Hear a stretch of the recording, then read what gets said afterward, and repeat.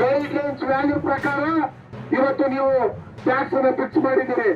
ಒಂದು birthday party ಸಹಿತ ಯಾರಾದ್ರೂ ಬಡವರು ಈ ಬೆಂಗಳೂರು ನಗರದಲ್ಲಿ ಬದುಕಾಗತ್ತಂದ್ರೆ ಈಗ ಹೊಸ ಒಂದು ಕಾಯ್ದೆ ಮಾಡ್ಕೊಂಡಿದ್ದೀರಿ. ಯಾರು ಟ್ಯಾಕ್ಸ್ ಕಟ್ಟೋದಿಲ್ಲ ಅವ್ರ ಮನೆಯನ್ನ ಸೀಜ್ ಮಾಡ್ಬೋದು ಅಂತ ಹೇಳ್ತೀರಿ. ನೀವು 140 ಜನ ನಮ್ಗೆ ಇವತ್ತು ಬಹುಮತ ಕೊಟ್ಟಿದ್ದಾರೆ ಅಂತೇಳಿ ಪ್ರತಿಯೊಂದು ನಾವು ಮಾಡ್ತಾ ಇರ್ತಕ್ಕಂಥದ್ದು ಪ್ರತಿಯೊಂದು ಬರೀ ಭ್ರಷ್ಟಾಚಾರ, ಬರೀ ಜನವಿರೋಧಿ ನೀತಿ, ಹಿಂದೆ ಇರ್ತಕ್ಕಂಥದ್ದು ನಾವು ಜನರಿಗೆ ಮುಂಕುಬದಿ ಏರಿಸಿ ಸುಳ್ಳುಗಳ ಆಶ್ವಾಸನೆಯನ್ನು ಕೊಟ್ಟು ಇಡೀ ಬೆಂಗಳೂರಿನ ಮಹಾನಗರವನ್ನ ಇವತ್ತು ನೀವು ಕಣ್ಣೀರಲ್ಲಿ ಕೈ ತೊಳೆಯೋ ರೀತಿ ಮಾಡ್ತಾ ಇದ್ದೀರಿ.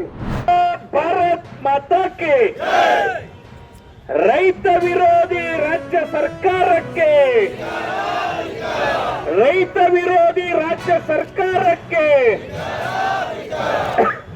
ರಸಗೊಬ್ಬರ ಒದಗಿಸದ ರಾಜ್ಯ ಸರ್ಕಾರಕ್ಕೆ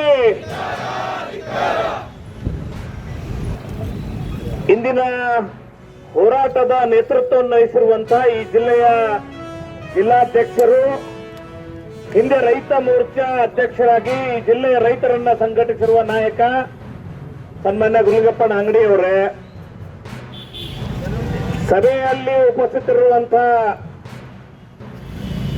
ನಾಗ್ತಾನ್ ಮತಕ್ಷೇತ್ರದ ನಾವು ಅಭ್ಯರ್ಥಿಗಳಾಗಿದ್ದಂತ ಸಂಜು ಐಹೊಳಿ ಅವರೇ, ಮಹೇಂದ್ರ ನಾಯಕ್ ಅವರೇ, ಅವರಿರದೆ ಎಲ್ಲ ನಮ್ಮ ಪಕ್ಷದ ಮುಖಂಡರೇ, ಎಲ್ಲ ಕಾರ್ಪೊರೇಟರೇ, ಪದಾಧಿಕಾರಿಗಳೇ, ಮಾಧ್ಯಮದ ಮಿತ್ರರೇ, ಬಂಧುಗಳೇ, ಕರ್ನಾಟಕ ರಾಜ್ಯದಲ್ಲಿ ಕಾಂಗ್ರೆಸ್ ಸರ್ಕಾರ ಬಂದು 2 ವರ್ಷ ಗತಿಸಿದೆ.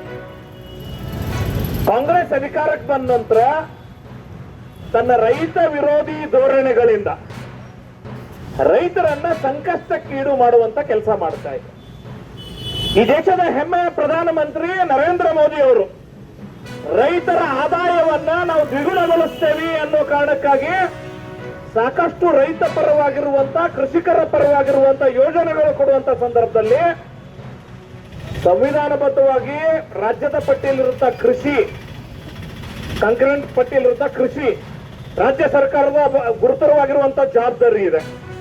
ದುರ್ದೈವ ಏನು ಅಂತ ಹೇಳಿದ್ರೆ, ರಾಜ್ಯದಲ್ಲಿ ಇವರಿಗೆ ಬೇಕಾಗಿರುವಂತಹ ಗುಪ್ತಚರ ಇಲಾಖೆ ಇದೆಯಲ್ಲೋ ಗೊತ್ತಿಲ್ಲ, ಅವರ ಆಂತರಿಕವಾಗಿರುವಂತ ರಾಜಕಾರಣಕ್ಕಾಗಿ ಡಿ.ಕೆ. ಶಿವಕುಮಾರರ ಮೇಲೆ ಅವರ ಪಕ್ಷದ ಶಾಸಕರು ಯಾರು ಯಾವಾಗ ವಿರೋಧದ ಹೇಳಿಕೆ ಕೊಡ್ತಾರೆ ಅನ್ನೋದಕ್ಕೆ ಬಳಸ್ಕೊಳ್ತಿದ್ದಾರೆ ಅಂತ ಭಾವಿಸ್ತೇನೆ.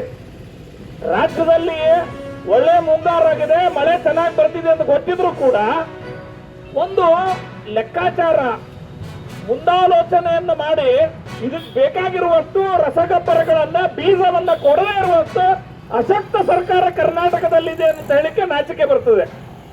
ಅವ್ರಿಗೆ ಗೊತ್ತಿದೆ ಈ ರಾಜ್ಯದಲ್ಲಿ ಇವತ್ತು ಚೆನ್ನಾಗಿ ಮಳೆ ಆಗಿದೆ, ಸಾಕಷ್ಟು ದೊಡ್ಡ ಪ್ರಮಾಣದಲ್ಲಿ ರೈತರು ತೊಗರಿಯಿಂದ ಮೆಕ್ಕೆಜೋಳಕ್ಕೆ ಹೋಗ್ತಿದ್ದಾರೆ. ಆ ಮೆಕ್ಕೆಜೋಳಕ್ಕೆ ಹೋಗಿರುವಂತಹ ಸಂದರ್ಭದಲ್ಲಿ ಬಹಳ ದೊಡ್ಡ ಪ್ರಮಾಣದ ಯೂರಿಯಾದ ಅಗತ್ಯತೆ ಆಗ್ತಿತ್ತು ಅನ್ನುವಂಥದ್ದು ರಾಜ್ಯದಲ್ಲಿ ಆಡಳಿತ ನಡೆಸೋರು ಗೊತ್ತಿತ್ತೋ ಇಲ್ಲೋ ಅನ್ನೋಂಥದ್ದು ಮೊದಲು ಬಹಿರಂಗಪಡಿಸಲಿ. ಸನ್ಮಾನ್ಯ ಸಿದ್ದರಾಮಯ್ಯನವ್ರಿಗೆ ಒಂದು ರೋಗ ಶುರುವಾಗಿದೆ, ಚಟ. ಏನಾದ್ರೂ ಕೇಂದ್ರದ ಕಡೆಗೆ ಕೈ ತೋರಿಸೋದು. ಸ್ವಾಮಿ, ಎಲ್ಲದಕ್ಕೂ ಕೇಂದ್ರದ ಕಡೆಗೆ ಕೈ ತೋರಿಸೋದು. ಅದರ ಯಾವ ಕಾರಣಕ್ಕಾಗಿ ನೀವು ಇಲ್ಲಿ ಕುತ್ಕೊಂಡಿದ್ದೀರಿ, ರಾಜೀನಾಮೆ ಕೊಟ್ಟು ಮನೆಗೆ ಹೋಗಿ ಅನ್ನುವಂತ ಮಾತನ್ನು ಹೇಳ್ತೇನೆ. ಸನ್ಮಾನ್ಯ ಸಿದ್ದರಾಮಯ್ಯನವ್ರೆ, ಈ ರಾಜ್ಯದ ಮುಖ್ಯಮಂತ್ರಿಯಾಗಿ ರೈತರ ಪರವಾಗಿ ನಿಮಗೆ ಜವಾಬ್ದಾರಿ ಇಲ್ವಾ?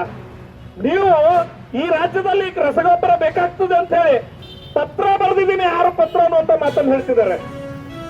ಒಬ್ಬ ಜವಾಬ್ದಾರಿತ ಸ್ಥಾನದಲ್ಲಿರುವಂತ ಮುಖ್ಯಮಂತ್ರಿ ಕೇಂದ್ರಕ್ಕೆ ಪತ್ರ ಬರೆದಿದ್ದೀನಿ, ಅವ್ರು ಕೊಡದೇ ಇದ್ರೆ ನಾನು ದೂಷಣೆ ಮಾಡ್ಕೊಂಡು ಕೂತ್ಕೊಡ್ತೀನಿ ಅಂತೇಳಿ ಈನ ರಾಜಕಾರಣಕ್ಕೆ ರಸಗೊಬ್ಬರದ ಕೊರತೆ ಉಂಟು ಮಾಡುವ ಹಾಗೆ ಮಾಡಿ ಇವತ್ತು ಅವರು ಮೊಸಳೆ ಕಣ್ಣೀರು ಹಾಕ್ತಾರೆ, ನಾವು ಬರೆದಿದ್ದೀವಿ, ನಮಗೆ ರಸಗೊಬ್ಬರ ಬರ್ತಾ ಇಲ್ಲ ಅಂತೇಳಿ.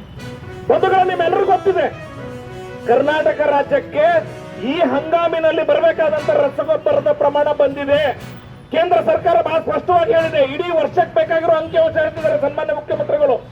ಸನ್ಮಾನ್ಯ ಮುಖ್ಯಮಂತ್ರಿಗಳೇ, ವರ್ಷದ ಪೂರ್ತಿ ಹಿಂಗಾರು ಮುಂಗಾರು ಸೇರಿ ಏನ್ ಡಿಮ್ಯಾಂಡ್ ಕೊಟ್ಟಿದ್ರಿ, ಅದರೊಳಗೆ ಈ ಹಂಗಾಮಿಗೆ ಬೇಕಾಗಿರುವಷ್ಟು ರಸಗೊಬ್ಬರವನ್ನು ಕೊಡುವಂತ ಕೆಲಸ ಕೇಂದ್ರ ಸರ್ಕಾರ ಮಾಡಿದೆ.